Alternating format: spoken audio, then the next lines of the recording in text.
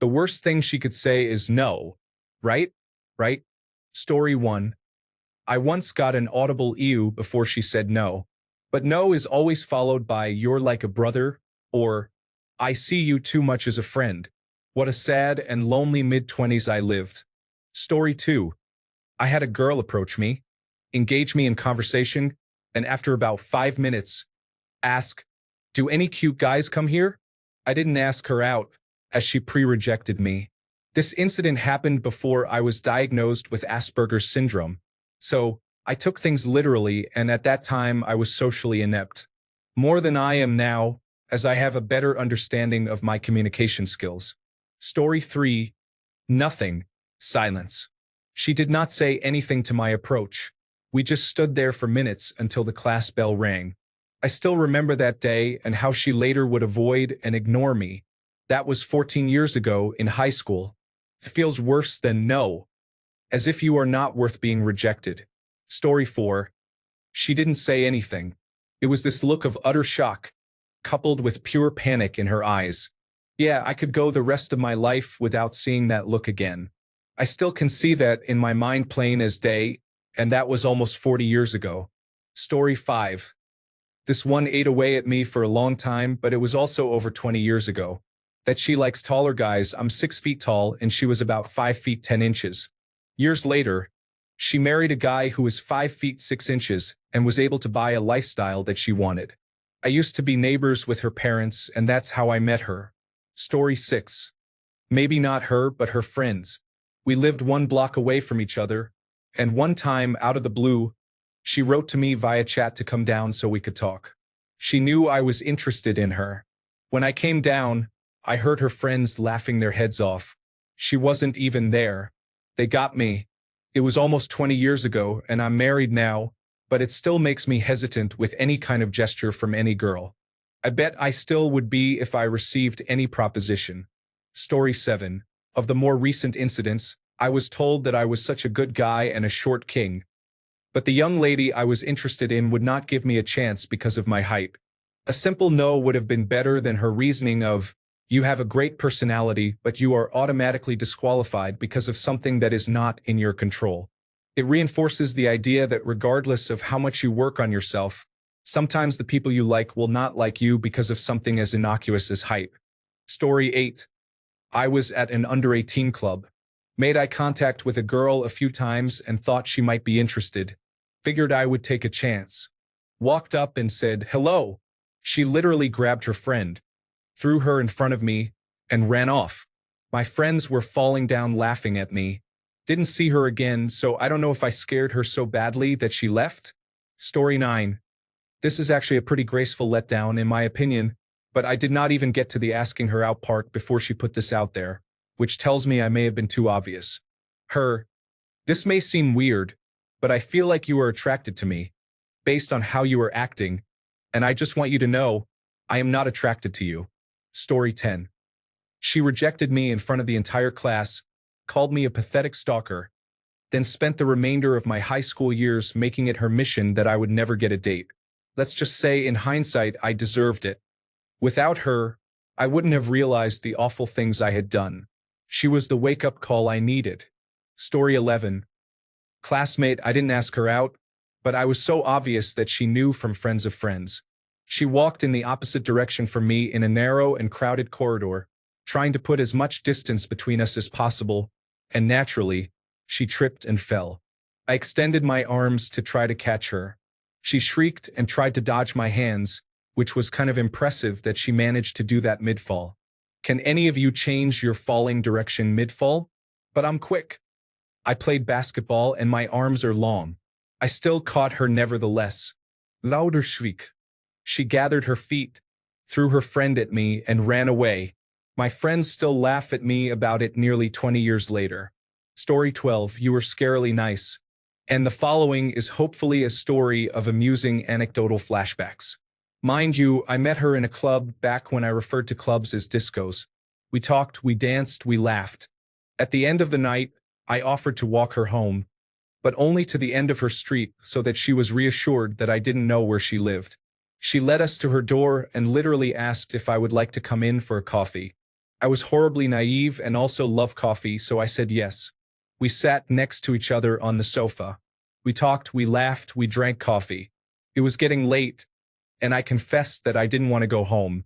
She said that I could sleep over with her next to her in her bed. She looked me in the eyes and said, "But only if you behave. No hanky-panky, and don't take advantage of me." It was a difficult night.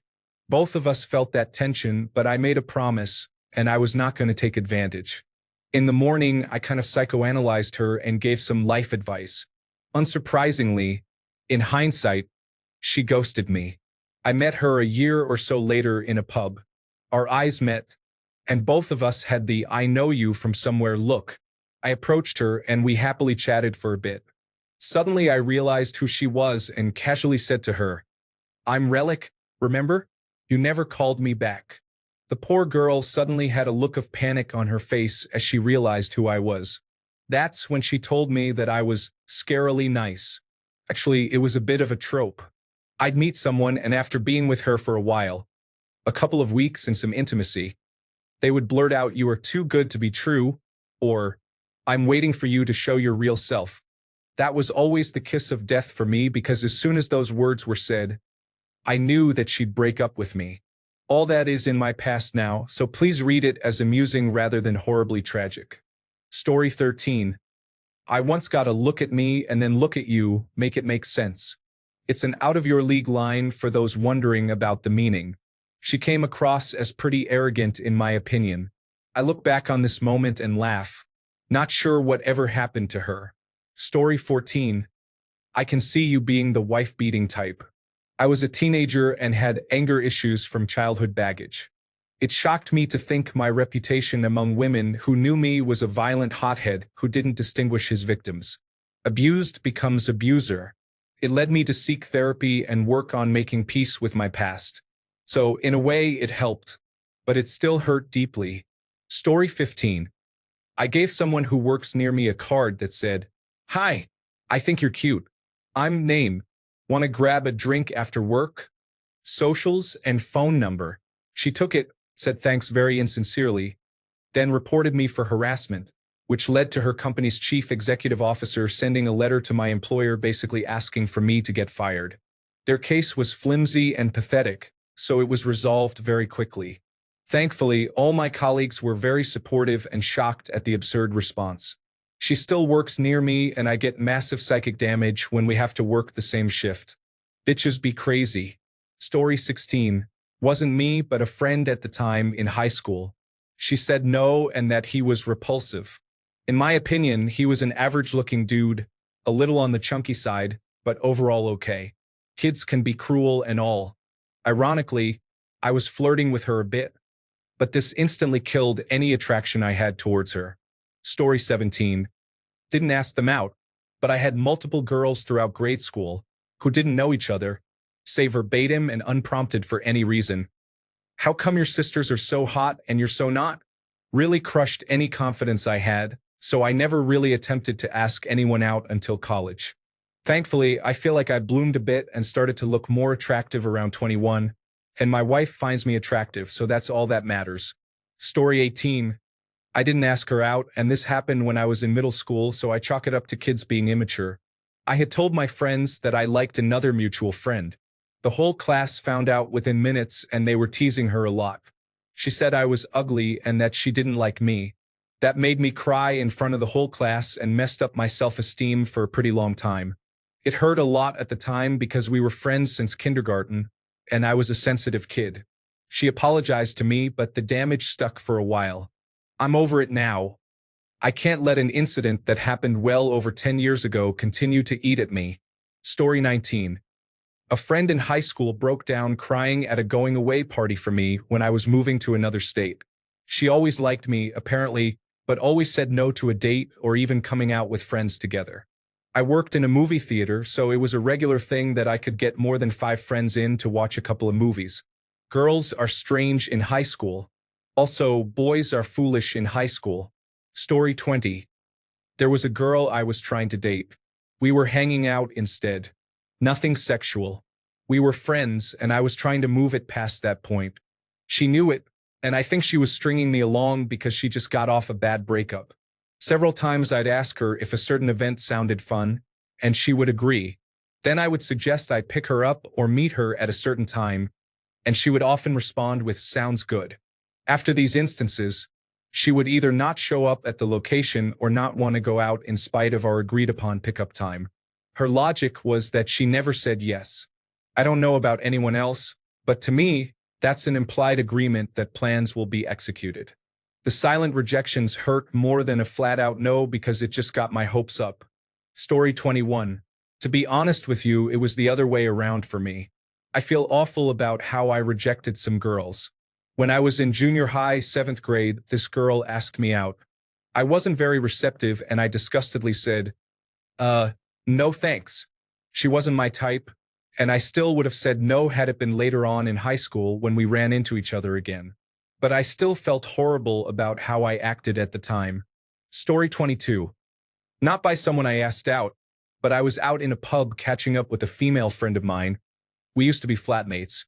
We were about to leave when this random, incredibly drunk Irish guy tried chatting her up. He could barely stand, right in front of me. He didn't get a number, but the ego boost was big for her to have him do that so brazenly when he didn't know our situation. Later, when we were walking home talking about it, she said, "It was obvious we weren't dating," in a tone that was like, "I'm way better looking than you." I was 6 months into a depression cycle, so I was scruffy and had gained some weight. That felt like a low blow, especially coming from a friend. I started going to the gym again the next week. Story 23. Look, I'm going to be honest with you. You're cute, funny, smart, kind, and pretty much have everything I want in a partner, but you're shorter than me, so we could never date. She was 1 to 2 inches taller than me. Shortly after that conversation, she dated a guy who was over a foot taller than her and who became very abusive. It really messed me up for a long time. Story 24. I once turned down a girl I worked with and she falsely accused me. Security came to my desk and everything.